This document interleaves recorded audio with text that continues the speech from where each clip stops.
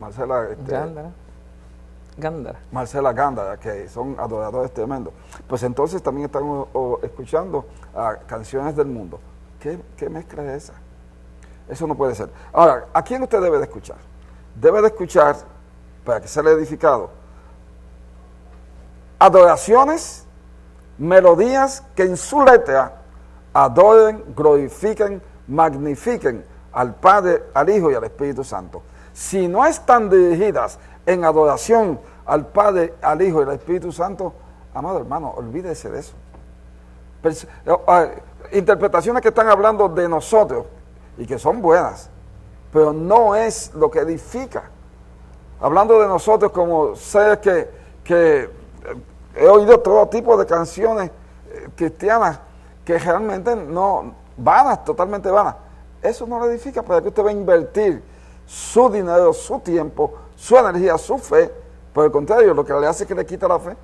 Sin lugar a dudas, deben ser interpretaciones en las cuales se está adorando al Padre, como el Dios el Padre, a Dios el Hijo y a Dios el Espíritu Santo. Y para eso hay que tener discernimiento, que ya les expliqué desde el principio, con relación al perfume. Si lo hacemos así, sin lugar a dudas, va a ser una bendición. Y eso es lo que le ocurre a muchos adoradores. Hermanos, escuchen lo que le voy a decir. Las iglesias están llenas de adoradores que no están adorando en espíritu y en verdad. ¿Por qué? Porque se suben al altar a adorar el domingo y el miércoles, pero el resto de la semana, los 5 días restantes, o los mismos 2 días, están envueltos en pecado. Así no se puede adorar. Esa adoración jamás va a llegar a la presencia del Padre Celestial. Una persona que está en pecado, no me diga a mí que esa adoración va a llegar como olor fragante delante de Dios. Imposible.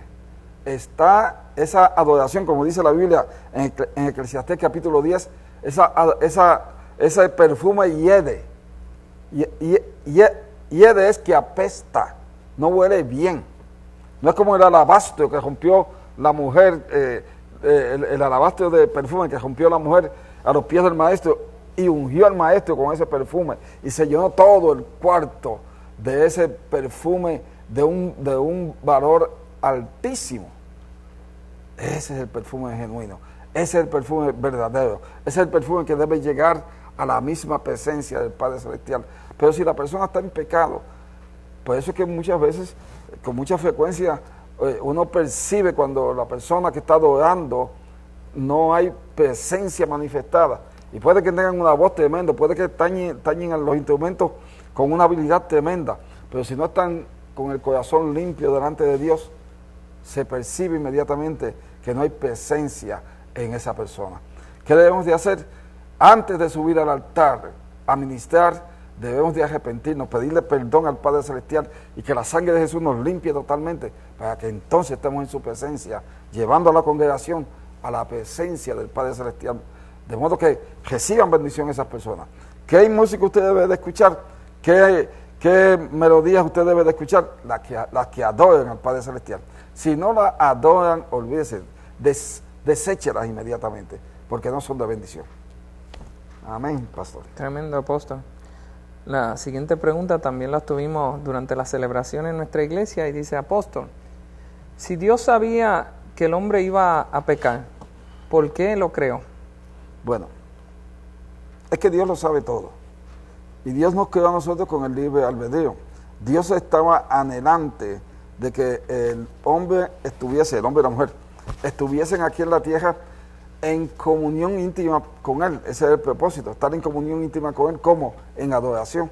El propósito principal por el cual nosotros estamos aquí en la tierra es para estar en comunión íntima con Él, adorándole a Él, amándole a Él. Y aquí está la clave. Esa palabra amándole viene del original ágape, y lo que significa es amor incondicional. Que nosotros le amemos a Él como Él nos ama a nosotros. Pero que aconteció que en un momento dado, usted sabe muy bien lo ocurrido. A pesar de que Dios nos creó a su imagen conforme a nuestra semejanza y nos dio las instrucciones, dice en el versículo 28, estoy leyendo de Génesis capítulo 1, versículo 28 en este momento. Y los bendijo Dios y les dijo, fructificad, escúcheme, y multiplicaos, llenad la tierra y sojuzgarla. E inmediatamente dice, y señoread de los peces del mar, en las aves de los cielos, y en toda ave que se arrastre sobre la tierra. Eso es tremendo. Ahora, al mismo tiempo, Él dio unas instrucciones. Dios dio unas instrucciones. Puedes comer del fruto de todos los árboles que hay ahí, excepto de este árbol, el que estaba en el mismo medio del huerto del Edén, junto al árbol de la vida. 2 árboles estaban. El árbol del bien y del mal, del conocimiento del bien y del mal, de la ciencia del bien y del mal, y el árbol de la vida. Y Dios le dice a Adán, y Adán obviamente estaba llamado a transmitírselo a Eva, puedes comer de todos los árboles que hay ahí, pero de este árbol, del árbol del conocimiento, o el árbol de la ciencia del bien y del mal, de ese no debes de comer, porque en el momento en que comas, muriendo, vas a morir. Observó ese, como lo dicen en el original. Fíjense qué cosa más hermosa. Dios no le dijo, no comas del árbol de la vida. Él le dijo del árbol del conocimiento del bien y del mal. Pero en el momento ya sabemos que por el libre albedrío el hombre permitió que Eva fuese engañada. Y el hombre se dejó arrastrar por la mujer también. Y ambos pecaron. Y como consecuencia de ese pecado, como consecuencia de esa rebeldía, hubo un distanciamiento, hubo un cisma entre Dios y la humanidad. Y eso fue lo que aconteció. ¿Por qué el hombre pecó? Porque no estuvo en ese momento, se permitió, en ese momento en específico, permitió ser engañado. Ahora, hoy en día acontece lo mismo. Eva fue engañada por el deseo de los ojos, el deseo de la carne y la vanagloria de la vida. Eso usted lo puede ver en 1 de Juan. Esas son las 3 razones por las que Eva falló. La serpiente le dice, observe el árbol, observe el fruto. Y ella vio que era agradable a los ojos y pensó que es delicioso para comer.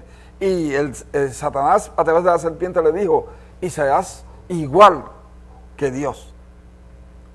Y ahí fue el engaño. Y ella comió y le dio a su esposo también comió, y los dos entraron en pecado. Y como consecuencia de ejercer el libre albedrío que Dios nos deja a nosotros, que ejerzamos la voluntad, Dios quiere que usted ejerza su voluntad. Pero Satanás tiene esas 3 tentaciones ahí: el deseo de los ojos, el deseo de la carne y la vanagloria de la vida. Que es lo mismo que decimos hoy en día, el dinero, el sexo y el poder. Exactamente lo mismo, que por eso es que caen tantos hombres y mujeres de Dios. Si nos percatamos de esto, como único usted puede librarse de esto que le estoy hablando, que fue lo que debió haber hecho Adán, es estar en el espíritu. Pero ellos eran inocentes. Y Adán permitió que Eva fuese engañada por su libre albedrío, y él, por su libre albedrío, también cayó. Y esa es la razón por la cual estamos viviendo lo que estamos viviendo en este momento.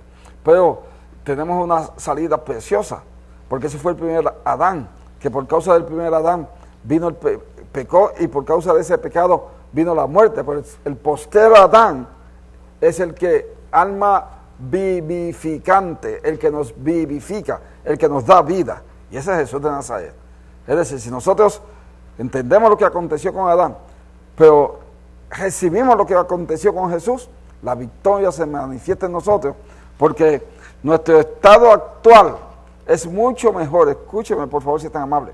Nuestro estado actual es mucho mejor que el que tenía Adán antes de pecar. Wow. Porque Jesús pagó por todo lo que Adán tenía y por mucho más. Porque Adán no tenía la posición que tenemos nosotros a la derecha del Padre en los lugares celestiales, sentados en los lugares celestiales. Efesios capítulo 2 lo señala. Amén, pastor. Tremendo, apóstol. La siguiente pregunta dice, apóstol, ¿cuál es la razón principal